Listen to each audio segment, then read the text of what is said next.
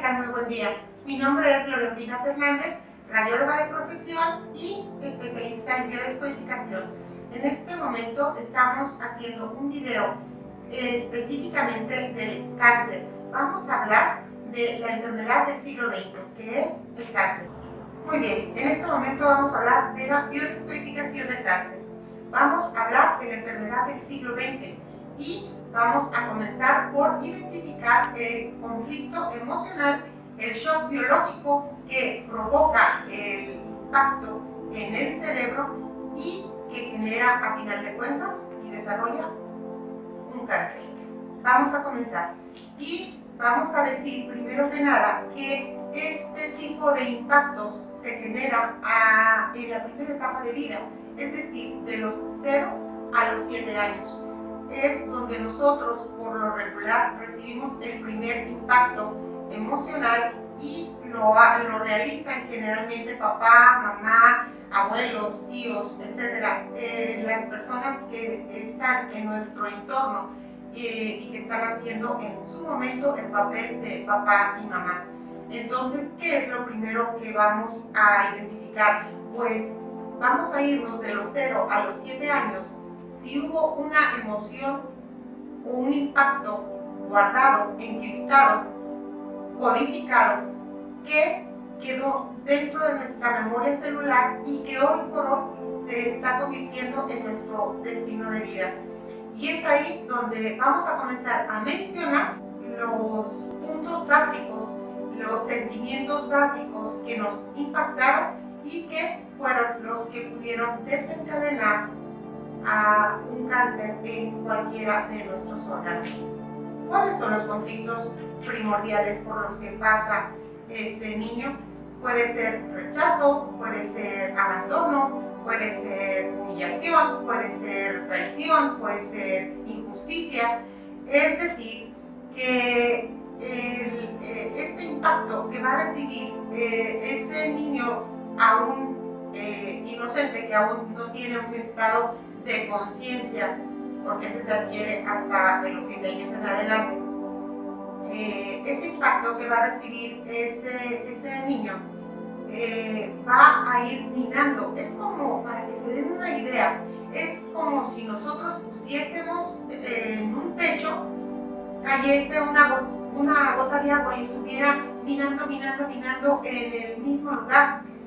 Cuando el niño sienta el rechazo porque mamá tuvo otro hijo más, acaba de dar a luz, tiene el bebé pequeño, entonces en ese momento el hijo que ya está afuera pues va a sentirse desplazado, o si quiere el abrazo, si quiere que mamá le dé de comer, si desea un apapacho, pues mamá tiene que darle prioridad al bebé. El niño va a percibir un rechazo por la parte de mamá y pues como a esa edad no sabe expresarse, no sabe decir, lo único que puede hacer es llorar, entonces se va a quedar con esa emoción oculta, guardada durante no sabemos cuánto tiempo. El abandono, pues simplemente un ejemplo puede ser, nace el bebé, está pequeño, mamá muere, el bebé queda solo y él dice, bueno, mi mamá se fue, él todavía no entiende el concepto de muerte, él simplemente dice, aquí estaba mamá, ya no está mamá, me dejó, me abandonó y deja codificado en su memoria celular abandono. Me quedé abandonado, mamá me abandonó, ¿a dónde se fue? No sé, pero se fue. Entonces ese niño va a experimentar a lo largo de toda su vida ese abandono y va a estarse manifestando como proyecto de vida una y otra vez. Puede ser que se casó y el marido la abandonó, puede ser o estar ella durante todo el matrimonio sintiendo el miedo a ver a qué hora me abandona, a ver en qué momento se va y me deja. Entonces se convierte en un estrés y en un sentimiento oculto, guardado, encriptado en el inconsciente, que se manifiesta una y otra vez.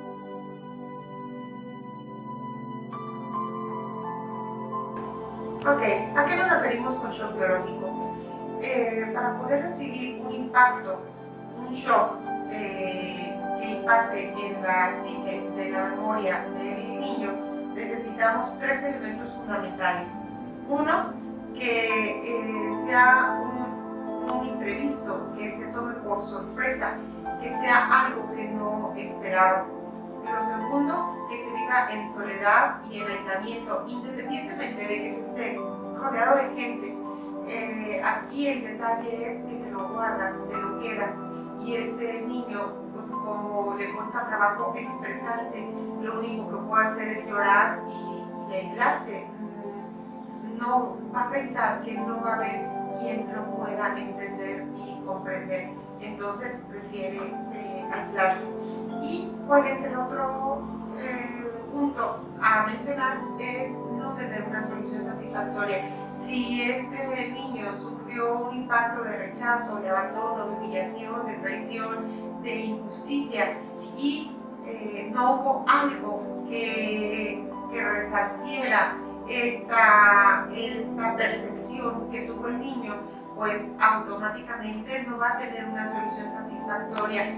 Si el rechazo que hizo mamá, si el rechazo que hizo papá, el abandono, si papá se fue, lo dejó, no regresó, si el niño no llega a tener esa solución satisfactoria, pues el conflicto continúa y puede continuar 1 año, 2, 10, 20 y va aumentando el grado de conflicto emocional.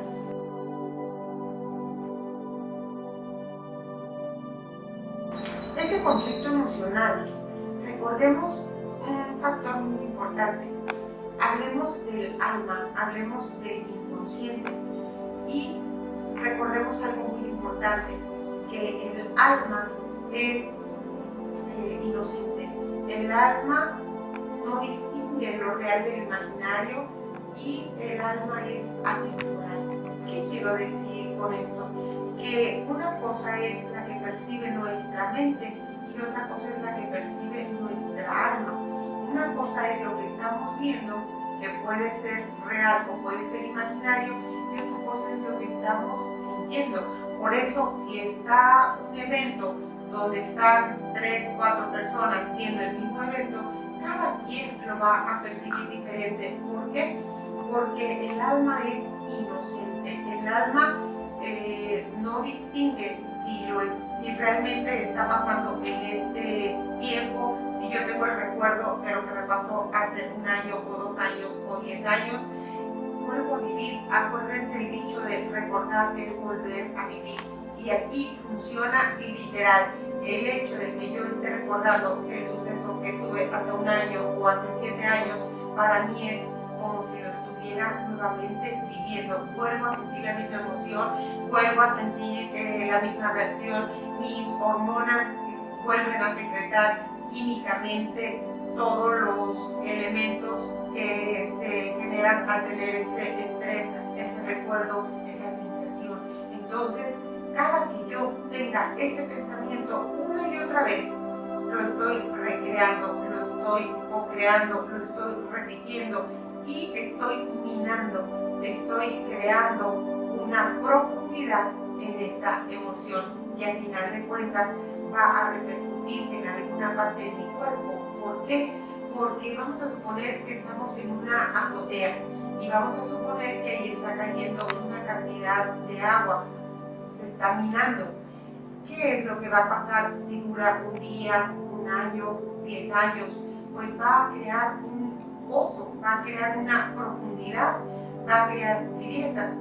Así es como se impacta esta emoción en el cerebro, creando una especie de círculo de circunferencia y de profundidad que va a impactar directamente a un órgano que está conectado a esa parte del cerebro. Entonces es muy importante identificar que cada que nosotros acudimos a ese pensamiento, a ese recuerdo, lo estamos volviendo a vivir y estamos generando nuevamente ese shock biológico y ese conflicto emocional. Lo estamos profundizando. Entonces, ¿qué pasa si yo giro y giro y giro 1 año, 2 años, 10 años? Pues claro, a la medida que yo profundizo agudice ese conflicto emocional, va a ser la medida de repercusión en el órgano. No es lo mismo la respuesta de un órgano que tuvo un conflicto y que se solucionó al mes o a los 2 meses o al año, a un conflicto que duró 10 años, 20, 40, 50. Les voy a comentar un caso donde llegó una paciente conmigo de 59 años y traía tumores en su matriz y todos sus ganglios linfáticos y varias lesiones en su piel. Y cuando entramos a desencriptar y a biodescodificar cuál había sido el origen, fue porque la adoración de ella era su papá y un día ella siempre llegaba, que cuando llegaba papá, llegaba, lo abrazaba por detrás y papá agarraba, jugaba con ella, la abrazaba, la besaba y para ella era lo máximo que llegara papá. Pero ¿qué sucede? Que un día papá llega, se sienta y cuando llega ella a abrazarlo por detrás, él la rechaza, la quita y le dice, quítate, ahorita no quiero estar, ahorita estoy ocupado y quítate, y la empuja. Y a partir de ese momento, ella crea un shock biológico al grado de nunca casarse, nunca aceptar a un hombre, nunca permitirse ser madre. ¿Por qué? Porque ese impacto para ella fue sumamente grande. Hubo toque, hubo rechazo por parte del papá y con eso fue más que suficiente para impactar en su psique y crear un shock biológico que se convirtió en un conflicto emocional que le costó la vida. Entonces, así es como se forma. Muy bien, ahora que ya sabemos qué es un conflicto emocional, cómo se produce un shock biológico, vamos a ver cómo repercute y cómo se digiere en nuestro inconsciente y en nuestra memoria celular. Y es aquí donde vamos a pensar qué fue lo que sucedió con ese rechazo, con ese abandono, con esa humillación, con esa traición, con esa injusticia, con ese impacto que recibió el niño, pues en qué se va a convertir. Ahí es donde justo nos vamos a la emoción oculta. Esa emoción oculta es la que se convierte ahora, a través de todos los años de su crecimiento, en odio, ira, rencor, resentimiento. Y es ahí donde estas emociones son las que comen, son las que minan, son las que van a gestar un estrés y una alteración química, biológica en nuestras células que se van a convertir más adelante en un cáncer. ¿Y qué es lo que el abono principal para que esto se produzca y crezca? Pues nada más y nada menos la palabra secretos. Esa es la palabra, todo me lo guardé en secreto. Recuerda, la verdad te hará libre. En el momento en que yo guardo, encripto esos shocks biológicos o esos conflictos emocionales, a partir de ese momento los voy a estar guardando y guardando. ¿Hasta dónde? Hasta donde comience a ser la manifestación física, sintomática de la enfermedad. ¿Por qué? Porque una cosa es la que voy a pensar, otra es la que voy a sentir y otra es la que voy a hacer. Por lo tanto, mi cuerpo va a entrar en incoherencia. Incoherencia igual a enfermedad. ¿Por qué? Porque no nos ponemos de acuerdo. Lo que estoy pensando, lo que estoy sintiendo y lo que estoy hablando no coincide. Por lo tanto, sumo los secretos, lo guardado, lo reprimido, lo callado, y es el caldo de cultivo perfecto para que se desarrolle un cáncer.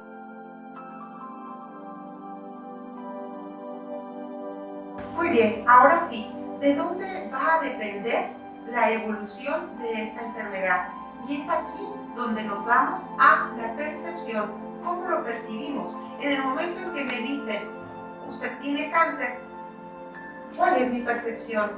pues yo puedo pensar en ese momento, si tengo hijos chiquitos, puedo pensar, ¿y ahora quién va a atender a mis hijos? Porque el primer impacto que yo voy a tener es cáncer igual a muerte, entonces lo primero que voy a pensar es qué va a pasar con mis hijos, quién los va a cuidar, quién los va a criar, alimentarlos, su escuela. Entonces automáticamente voy a entrar de lleno al órgano que es el encargado de guardar la memoria del sustento, de la probidad, de la materialización, que es el hígado. Automáticamente va a repercutir ese shock, esa emoción, ese impacto en el hígado, en la sobrevivencia, en la alimentación, en el sustento, en todo lo material.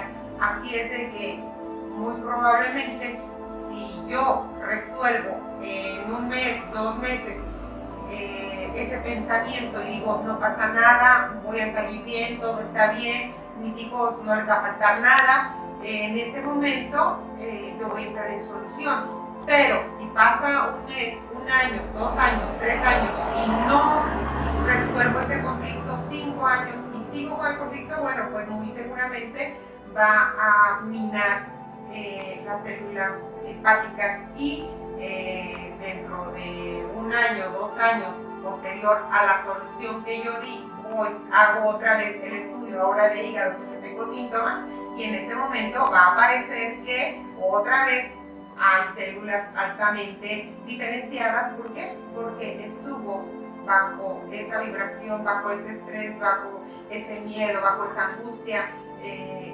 sometido este órgano. Entonces, dependiendo de cómo percibí esta noticia y el tiempo que tardé en digerirla y en darle una solución satisfactoria, es lo que me va a impactar en uno u otro u otros órganos.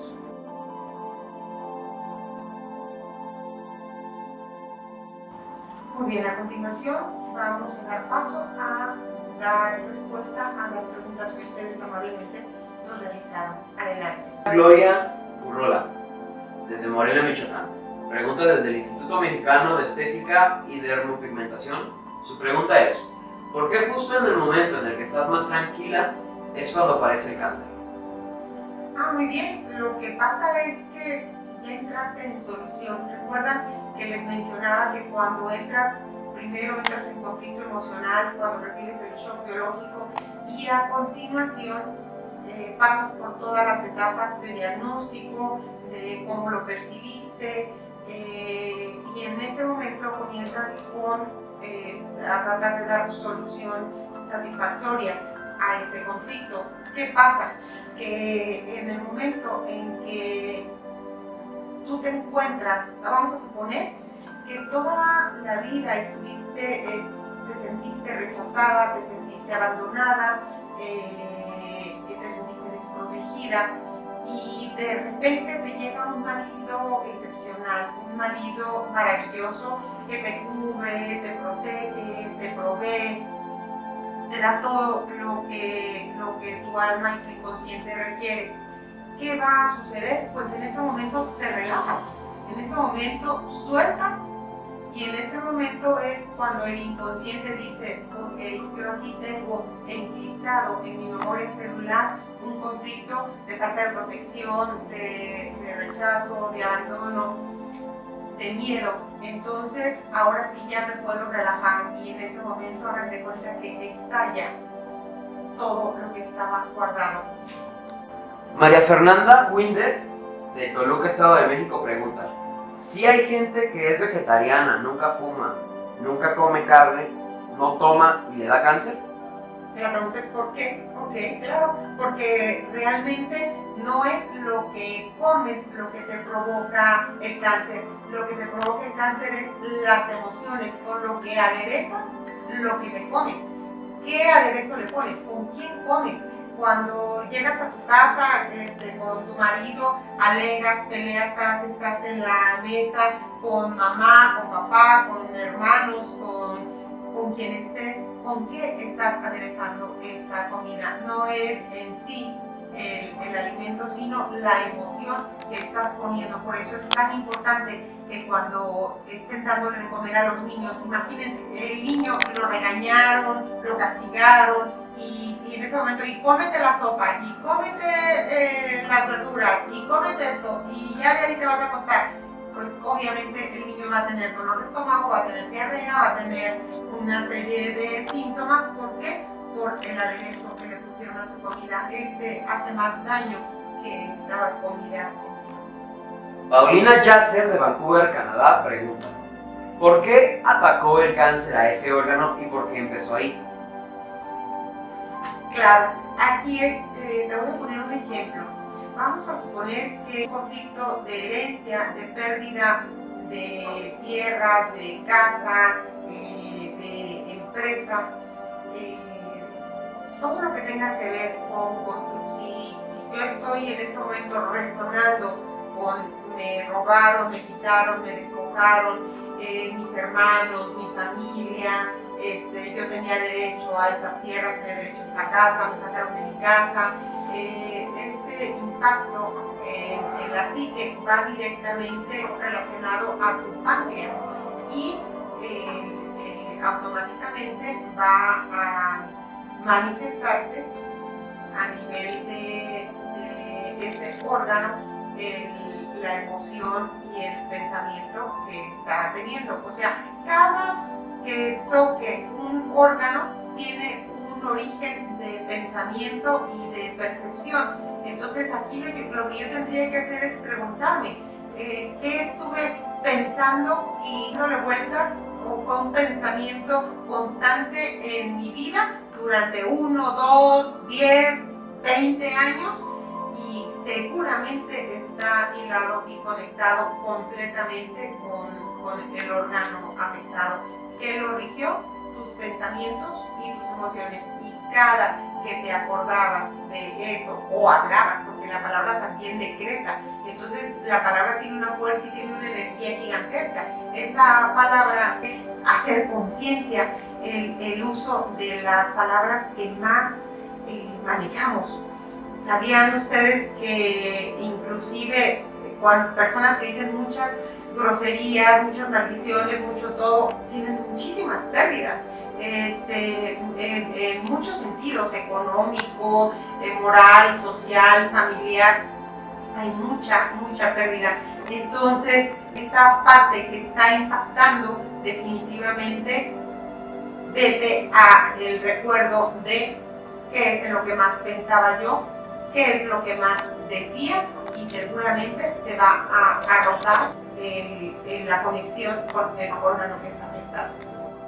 Alejandro Reinado, de Cancún, Quintana Roo, pregunta: ¿por qué a una persona que come muy sano, hace mucho ejercicio y se cuida mucho, le da cáncer? Bueno, todos los excesos son malos. Todo lo que altere mi metabolismo y lo que altere mi biología, definitivamente va a alterar mi sistema celular. Entonces, una persona que hace muchísimo ejercicio provoca muchísimo estrés en su organismo, por lo tanto, volvemos a donde mismo, estresa sus células, está en una constante vibración y las altera.